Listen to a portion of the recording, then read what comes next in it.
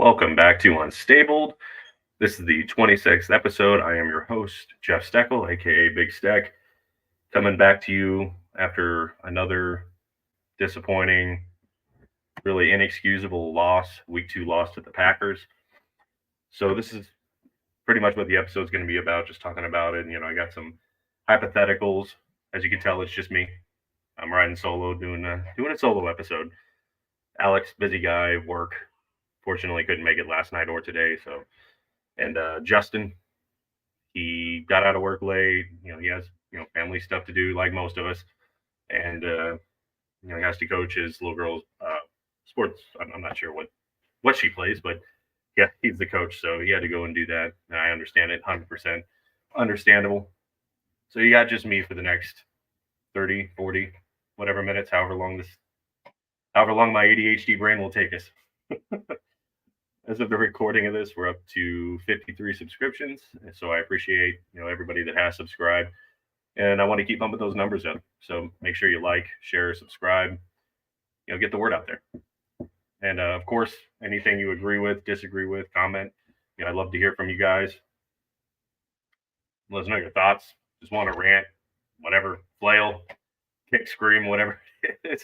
Go ahead and drop it in the comments. We're pretty active. We respond pretty much anything, everything in a pretty timely manner. So, we like to talk football. That's why we're here. So, just get right into it. It was an ugly game, and it pretty much started how the game against Houston went, running the ball against the Colts at will. They did get better defending it in the second half, but that's the bar was pretty low. It was a pretty obvious game plan for the Packers too. I mean, everybody could tell what they were going to do going in. You have Malik Willis, who is at least his time in Tennessee, he was very much below average. This should have been a game the Colts, by all means, should have dominated. And I said on this AFC South show, this game had me nervous. And the Colts have had a history of making average and below average quarterbacks look good. And they enable the other team to do what they want.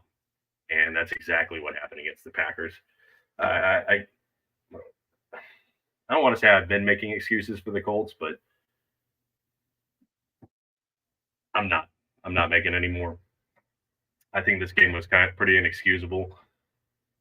If you look back to the Chuck Pagano, Frank Reich days, it seemed like almost every game that they were going in slow, they were going unprepared. Like they just weren't ready. Like they didn't know there was really a game, and then kind of, oh, now we've got to catch up, and they kind of the lights came on. But everything that happened a day late, dollar short. Gus Bradley finally adjusted, but it was in the second half after after the first quarter, the Packers pretty much had a game worth of rushing stats. So they did tighten up, they did stiffen up, they did start bringing 5 instead of 4, which obviously immediately improved the defense against their defense against their run game. Josh Jacobs had himself a day. He averaged almost 5 yards a carry, 151 yards.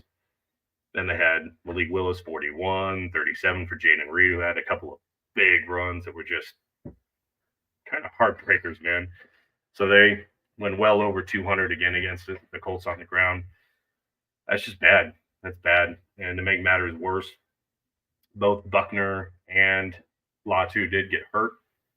But from what I'm seeing right now, and we are recording this on a Monday night, so it'll probably be dropping here pretty soon tonight. They apparently avoided serious injury, which is, I guess, kind of a silver lining in this. It looked pretty bad for DeForest Buckner. He kind of got set down on his ankle. Apparently, it's a sprain. So his week 3 status is in doubt, but it's nothing serious. So that's a positive. There will be, I guess, further testing just to make sure, but it seems like he avoided serious injury. Same thing with Latu. He had a hip injury. And,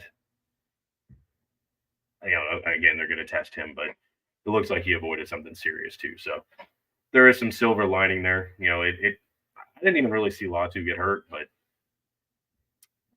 I guess that's a positive. Buckner losing any type of time is, especially against a team that's already gotten beaten up on the ground, that would be a huge blow. So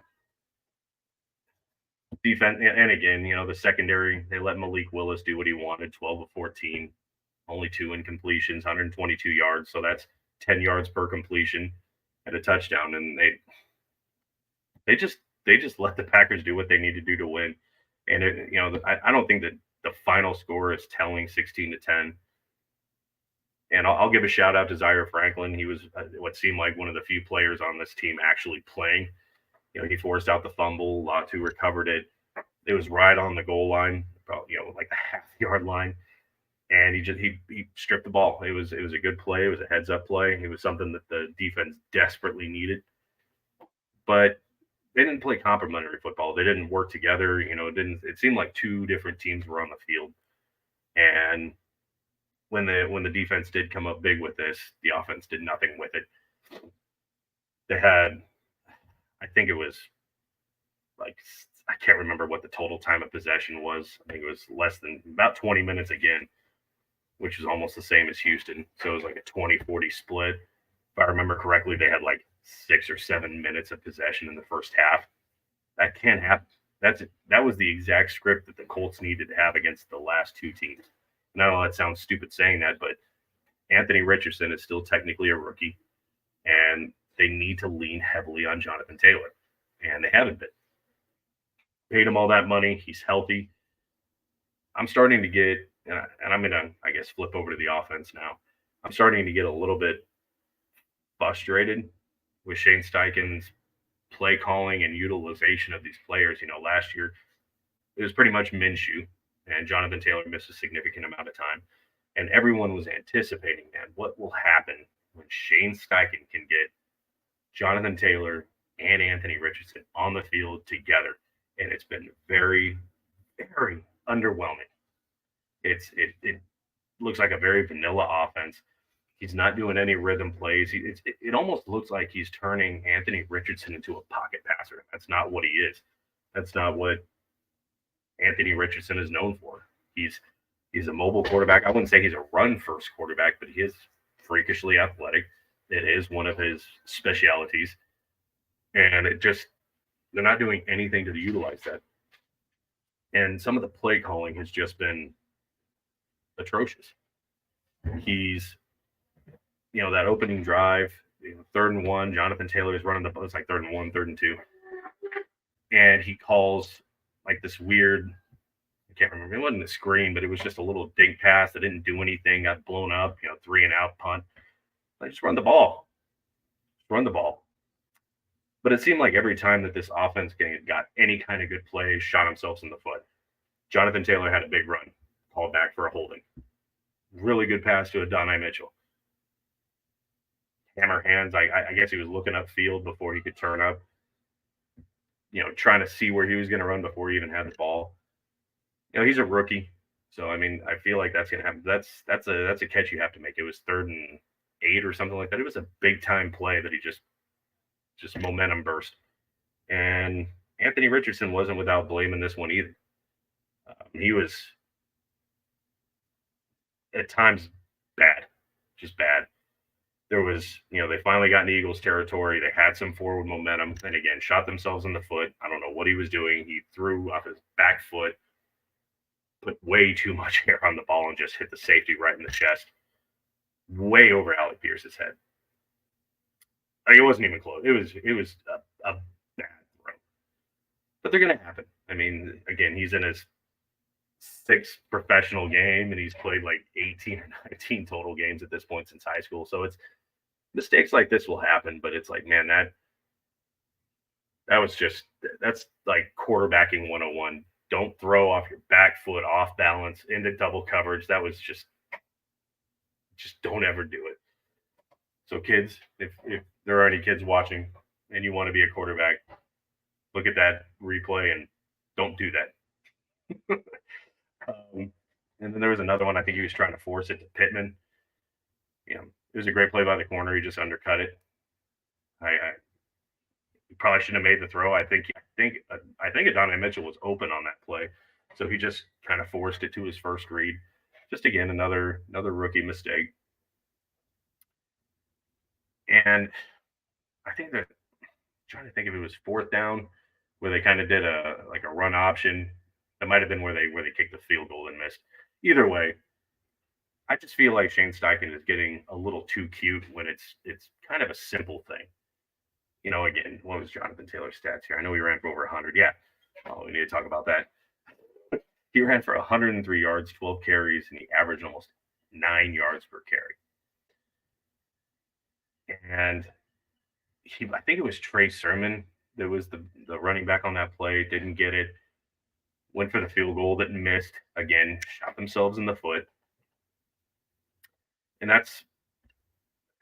I'm not really sure if it's wise running a play like that. Okay, I mean, I think it was the right call to bring out the kicker. It was, 50 yards, 4th and 2 or 3, and it's 13-3. So you make it a touchdown game. I think it was the right call to kick the field goal there. But given that Matt Gage just came back from I guess there was a groin injury, he had some operation on it. Maybe that's a time to go for it. And I know I've been opposed to it, take the points. But when your kicker is just coming back, just had a groin operation, I can't remember what, a hernia, I think. That's probably a time where you go for it. 4th and short, 50 yards. You try to get it. And I just got tired of these cutesy things. I think there was finally a third down pass to Jonathan Taylor. And yeah, Jonathan Taylor bricked it, but it was a bad pass to him from Anthony Richardson. It was kind of ground, off to the side. It didn't really lead him to the first down. And even if he catches it, he was about to get lit up. Like there was a Packer play that had it red. I don't know who it was, but had the play red, was charging at him. I'm like, man, if he makes that catch, he's going to get lit up anyway. I think the biggest head scratcher on offense was the entire fourth quarter. Jonathan Taylor was not on the field. That's a problem. And I can't remember exactly what Shane Steichen said, so I don't want to misquote him. Trying to remember what I read. That they weren't calling pass plays to the running back, and that's why he wasn't in the game. And I also read something that he might have also said he was trying to get Trey Sermon reps. I'm like, both of those are, I'm sorry, shitty excuses. That is not in any way a reason to have your top offensive player not in the game. He had some, again, he ran 9 yards per carry. He had 2 catches for 32 yards. So in the air, he was averaging 16 per reception. There's no excuse. I'm sorry. He wasn't hurt. They already said it. There was no injury to Jonathan Taylor. He just said the game dictated him not being there in the fourth. And what the fuck do we have him for? You just paid him all that money. You just renewed him. He went through a whole contract dispute. You gave it to him. And once again, in the key critical situations, he's not on the field. Did it against Houston. We all remember week 18. I don't want to revisit it either, but you had the 4th string running back on a, 4th down play, season on the line, playoffs on the hook. Jonathan Taylor not in the game. Now, I'm not saying that him not being there in the fourth quarter is why the Colts lost. I'm saying he should have been there. That guy is your offense. There's a couple of little silver linings. On defense, I think we talked about Latu and Buckner being hurt, but shouldn't be long term. Alec Pierce is currently right now the Colts' number 1 wide receiver. I did not think I was going to come into the season saying that line. He has been the most reliable person on this offense, like outside of Jonathan Taylor, which we knew that the offense was supposed to run through Taylor. I did not expect Alec Pierce to kind of be that clutch guy, that guy that, he's going to bitch you the first down. He had a couple of really good first down nabs. He was getting good separation. He was wide open in the end zone on that touchdown. I didn't expect Alec Pierce to be like the guy. At least at this point in the season. It's surprising, and I'm happy for him. Alec Pierce, people have been down on him. I was one of them, but I also gave him the benefit of the doubt. He, how do I say this? he didn't have the best couple of years. Again, he had Matt Ryan and Minshew throwing to him. So I don't think he really had the opportunity to show his speed or his ability. But I think Adonai Mitchell coming in has kind of helped him. And I don't want to say that one is coaching up the other. I don't know what's going on in the locker room, but it seemed to kind of light a fire under him. And that's a good thing. Competition is great. And it seems like it's working because he now has 2 games, 2 touchdowns. And I think he had 125. So he's pushing 200 yards after 2 games. So it's not too bad. Let's see. Finally got tight ends a little bit involved, a little bit. They had a couple of catches, which still isn't good enough. This is an offense I think that should be utilizing the tight end a lot more, and they're not. I just have a lot of question marks with Shane Steichen, and it's, we went over the plays, some of which I think were boneheaded, just play calling in general. And we need to talk about, we kind of touched on Anthony Richardson's interceptions. The third one, it's a Hail Mary. I don't care about that one so much. It happens all the time. But a lot of this game, he completed 50% of his passes, but I don't see a game where you have Richardson throwing 34 times and Jonathan Taylor carrying only 12 times. That's not a winning formula for the Colts. I said it here on the last episode, what they need to do to beat the Packers. I said it in the AFC South show. They need to start fast. They need to get Anthony Richardson into a rhythm. And they need to control the clock. It's, big plays are great. You can't rely on them all the time. And this was an example of that. I think Shane Steichen needs to get a little bit more creative. If you look at what the Packers did with, Matt LaFleur, kudos to him. Called a great game with a very underwhelming quarterback and utilized your team and his strengths to win. And if you look at the score, it should have been very, very different. We're looking, it's 16-10. Zaire Franklin came up with a huge fumble that Latu recovered. And that was, a key moment. Defense needed it. But, they just didn't do anything with it. And that's a momentum shift. I love Zaire Franklin, great tackler. He hasn't really forced a lot of turnovers, and this one, it was a big one. Josh Jacobs was on a roll and he stopped it.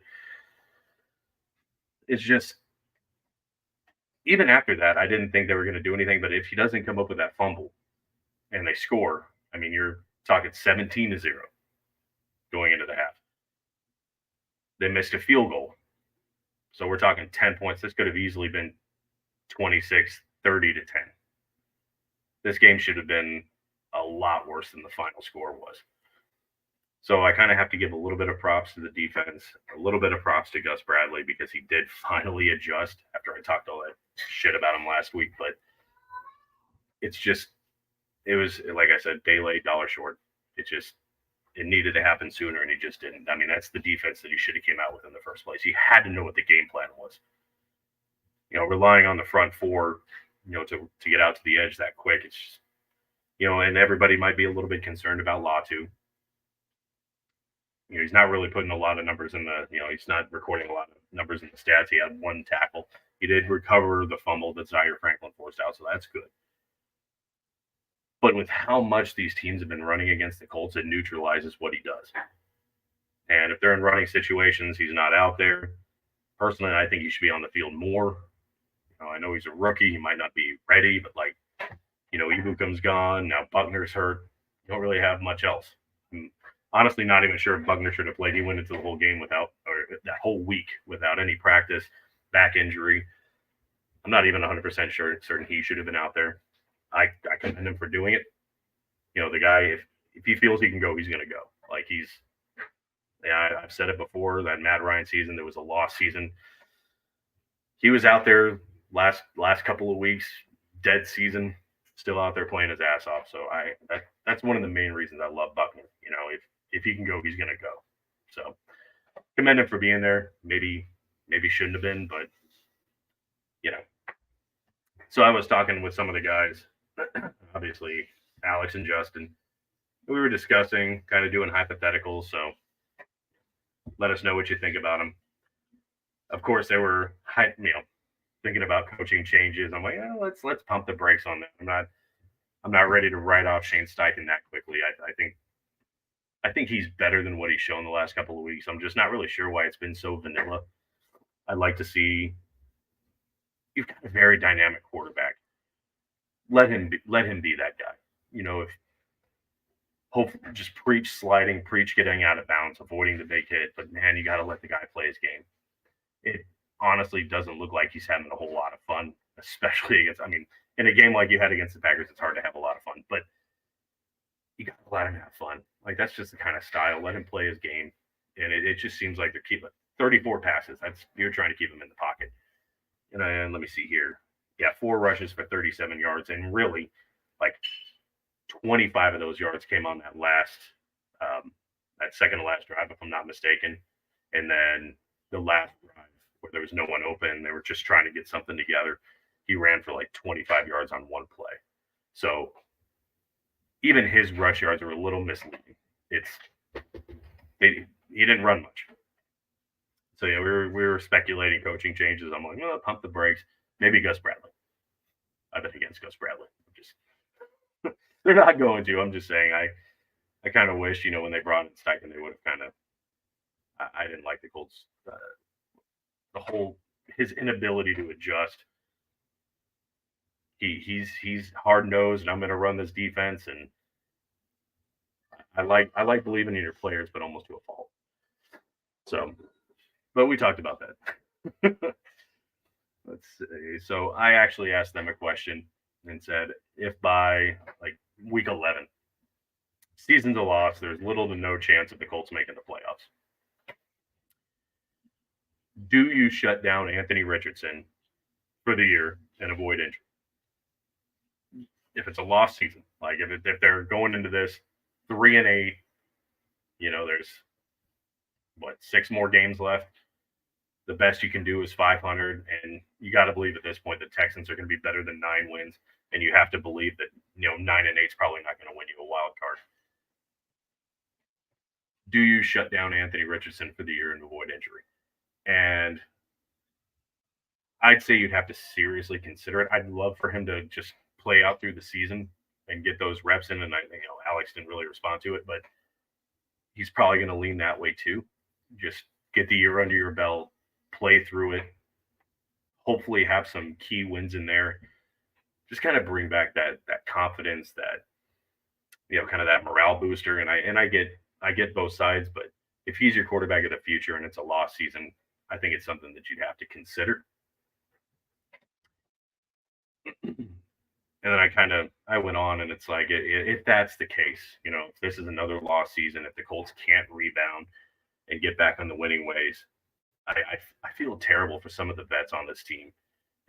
Quentin Nelson, DeForest Buckner, Kelly, they're not getting any younger. This, and I talked about it in the previous episode of Unstable. This might be Kelly's last season. They didn't offer him a contract extension. This might be one where Ballard might be kind of sitting on his hands a little bit, see if he can play a full season. He does have a little bit of injury issues. He is getting up there in age. I mean, I'm older than he is, but but football age, he's much older. But I think he's still playing really good. So we might get another year or two out of Kelly, but we'll see. I mean, that's probably for the off season. But I feel like they deserve better. I mean, they've been here a long time. Of course, Q and Kelly have been here for a long time. Kelly's the longest tenured Colt, and he's, I think, been to the playoffs, a couple times, and they got bounced. So they deserve better, man. They deserve a team that can get that push and make a good run in the playoffs. They deserve it, and it's kind of disheartening and I know this is probably overreactions. There's still 15 games to play, but if you look back to last year, if the Colts win week 1, we're not talking about week 18. So every game matters, and man, going 0-2 hurts. It hurts. Sure, I mean, they could go on a run. They could run off the next 8, 9, 10 games.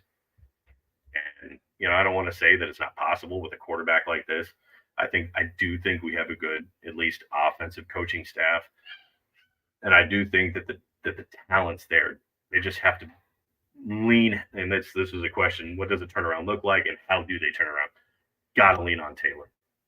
If he's not getting you 20 carries a game, that is a disservice to your team, to him, to the fans, to Anthony Richardson. He is still a rookie, and he needs to have someone to lean on, and that needs to be Jonathan Taylor. If they want to turn this around, that 12 carry bullshit has to stop. I don't remember how many he had. Let me look real quick. I'm sorry. I don't mean to have some dead air on here, but I want to see how many rushing attempts he had against the Texans. I don't remember. Anthony Richardson led the way in rushing. Yeah, Taylor had 16 for 48. So he wasn't exactly the most effective, but again, he wasn't at 20. 25 carries. He should be in that range. And if he's not getting the carries, maybe I'll rephrase that. Maybe not 20, 25 carries, touches. If he isn't touching the ball at least 20 times a game via run or pass, it's a disservice. And he was running the ball really well against the Packers. But if they're going to win and turn it around, I've said it over and over and over, this offense is going to have to go around Jonathan Taylor. They're going to have to find ways to get him the ball. They're going to have to find ways to get him in space. And I'm sorry, those little crap passes, sideline, you got to be more creative. I mean, just look at what Matt LaFleur did with the Packers. You have Malik Willis, who has not been the greatest, and they found a way to get him into a rhythm, to scheme him up, and they were very creative with the run game. They were really creative with the passes that they did have him make. It was a very favorable system for him. He completely contoured the offense around Malik Willis, his skill set, and where he needs help. And I don't see that with Steck. Anthony Richardson is the type of quarterback where he likes to get out in space, where he is a mobile quarterback. He is very athletic, and they're not using it. So they're going to have to lean to that, to those quick hitters. Again, if you look back at the Bengals preseason game, he came out 7 of 8. It was quick rhythm passes, and they looked sharp on that opening drive. They looked sharp. They haven't done anything like it since. Sorry, toddler's coming over here. I see. Yeah, that's goofball. So they just need to do up tempo, get Jonathan Taylor. Okay, Luca. They need to get Jonathan Taylor going and keep him going. Shutting him down in the fourth quarter was probably one of the dumbest things I've ever seen. Luca. It was one of the dumbest things I've seen. That shutting him down in the fourth quarter made no sense. It's like, well, we were calling run plays to the running back. Then why aren't you? Like, he is a pass-catching running back. Yeah, he dropped one in the game. Who fucking cares? Adonai Mitchell dropped the and I didn't see you putting him on the bench. That doesn't make any sense. Oh, what did you get Trey Sermon reps? In the fourth quarter? Come on, dude. Like, don't bullshit a bullshitter. I want to see more from Shane Steichen. They can turn it around by doing that. Getting Jonathan Taylor, the focal point of this offense, and leaning heavily on him. Anthony Richardson needs that help. I'm sorry if I sound a little raspy and whatever. It's just been haven't been feeling good the last couple of days. And they also asked what trades can be made to improve the defense. I don't know if there's enough draft capital to make the trades that they need for this defense. I'm going to give credit. I think I mentioned it. I have been really hard on Nick Ross. He played a really good game. He was everywhere. He had 15 tackles. Those are Zaire Franklin numbers from last year. He is playing his ass off. And so I'll give him credit. He's been playing really good the last couple of weeks. He's made a lot of tackles. He did get ran over by Joe Mixon, but then again, who wasn't getting ran over by Joe Mixon last week? So, and that's if you look at what just to show how bad this run defense was, the Colts run defense. If you just look at what Joe Mixon wasn't able to do for Houston against Chicago on Sunday night, last night's game, should tell you just how depleted, I guess I'll say, this defense is and how bad the scheme was. The Colts didn't get a sack. They didn't record a single sack. So again, Packers, their line, there was some pressure. There was a couple of times where, he is a mobile quarterback. There's a couple of times where they did have Malik Willis kind of dead to rights, and he just kind of squirmed out of it. So there was pressure. I don't want to completely discredit, but they didn't get home, and it didn't do enough to disrupt the pass game. They didn't. Again, they had the ball for like 40 minutes, and it just wasn't pretty. It wasn't complimentary football. It wasn't. It just seemed like all the players were just kind of playing for themselves and not for the team, not for their coaches. Just I'm just kind of coming out and doing me, and that's. I don't know if I'm the only one that got that feeling from this, but that's just how I felt. It just felt like they were all just kind of playing for themselves. Aside from a few people, I don't want to completely say that about everybody. Alec Pierce is out there. He's having a really good year. If he can keep this going, I think he'll solidify himself as that too. And right now, I think he has earned it. Michael Pittman has. I don't know. They're probably double covering it, but he hasn't really been around. He hasn't really done anything. I think the game against the Texans. Let me see here. He had 4 catches for 31 yards, and in this one he had 3 catches for 21 yards. That's just not good enough for number one that you just paid. Um, but yeah, Alec Pierce, he's been good. So I'll give him a lot of props. Again, Zaire Franklin, Nick Cross on the defense, I'll give them a lot of credit. I mean, it goes without saying, Buckner, he's always playing his ass off.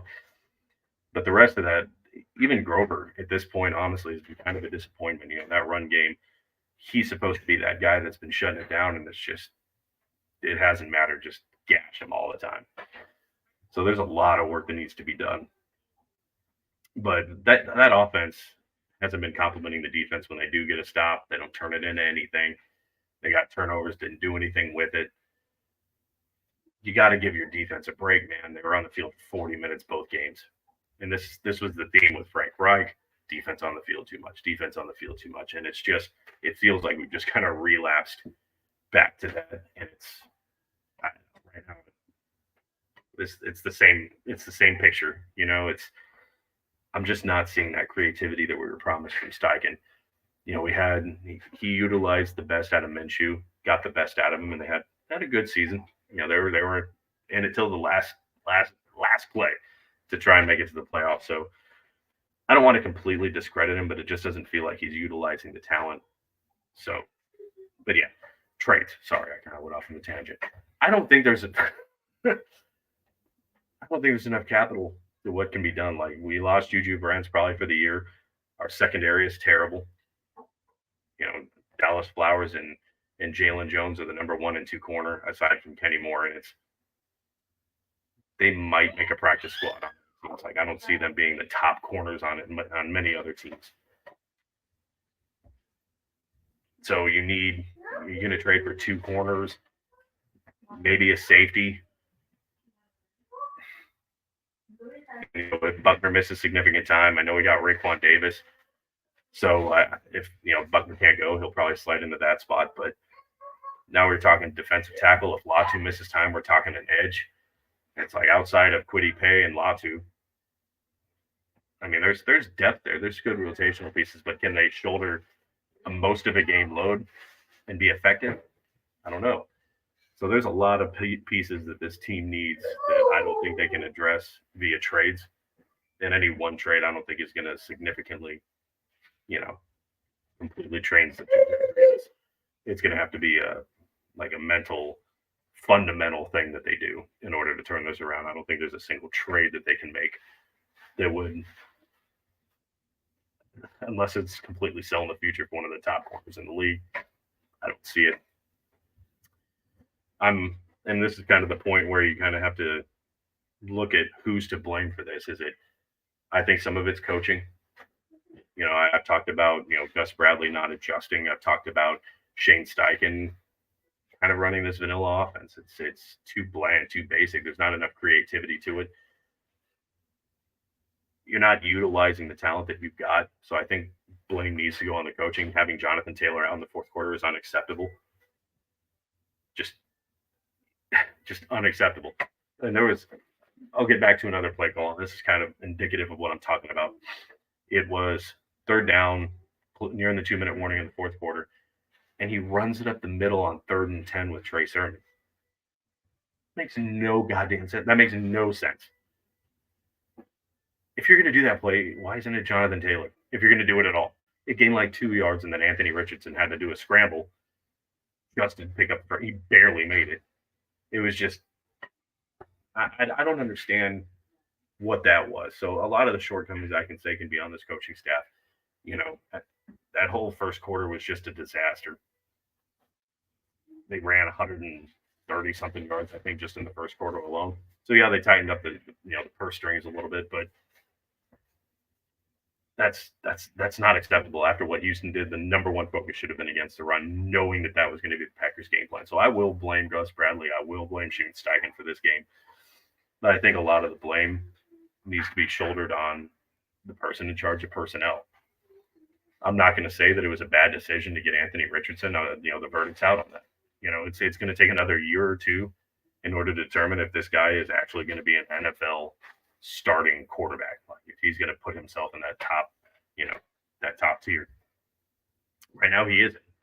He's too inaccurate, too many bad decisions, and you have to be harsh on someone in order to.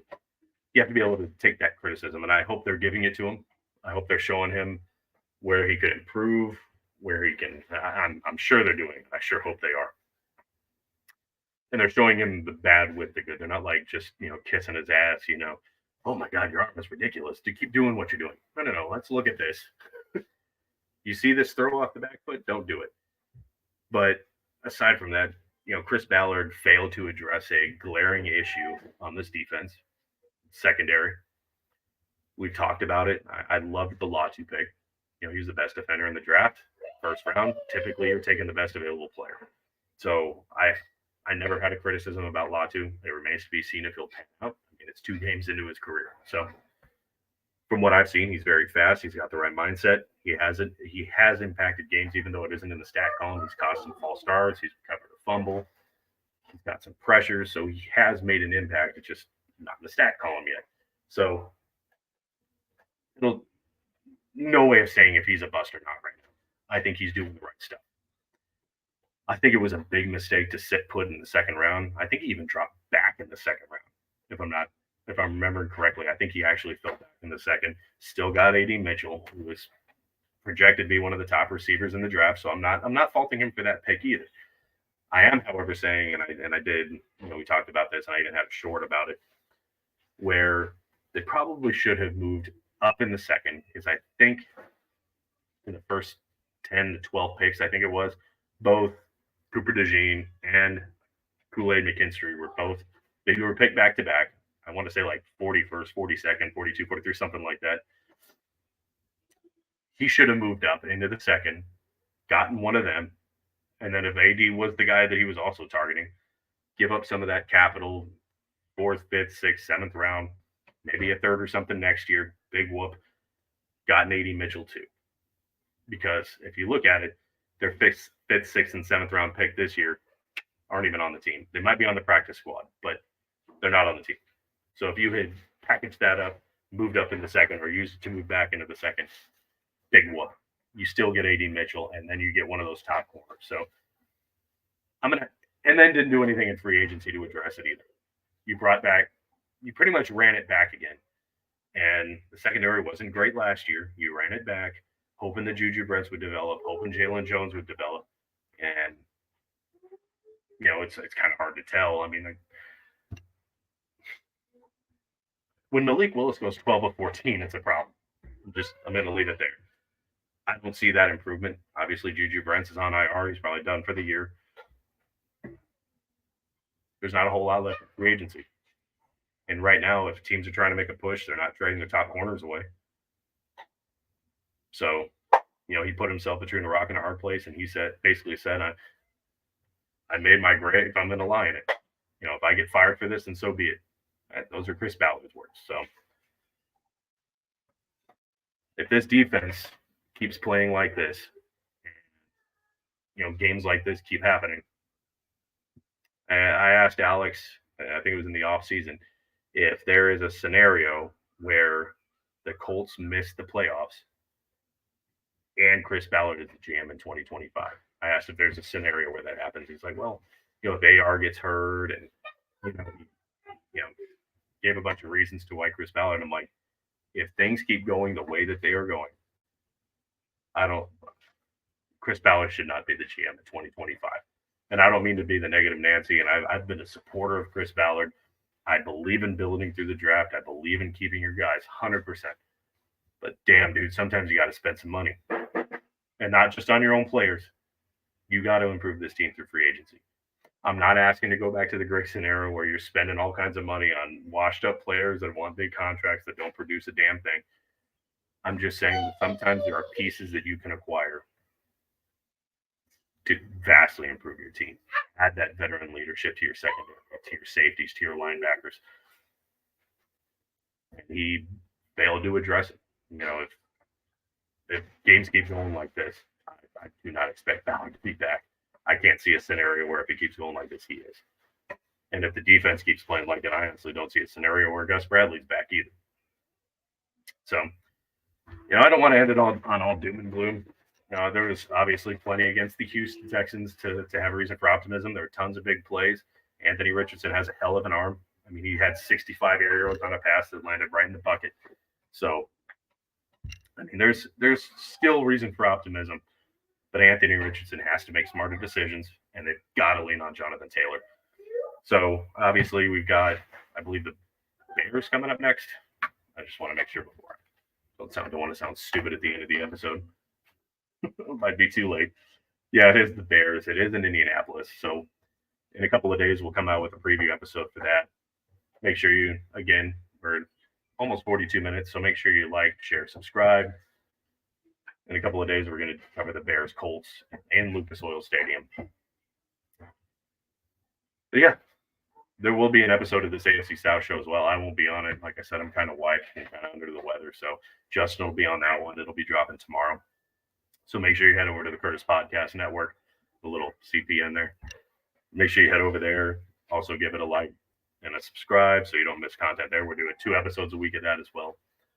But yeah, like I said, Justin will be on it tonight representing Unstable and, of course, for the Colts. And, we'll see you in a few days. I appreciate you being here. Always be good people and always bleed blue for the shoe, baby. See y'all in a couple days.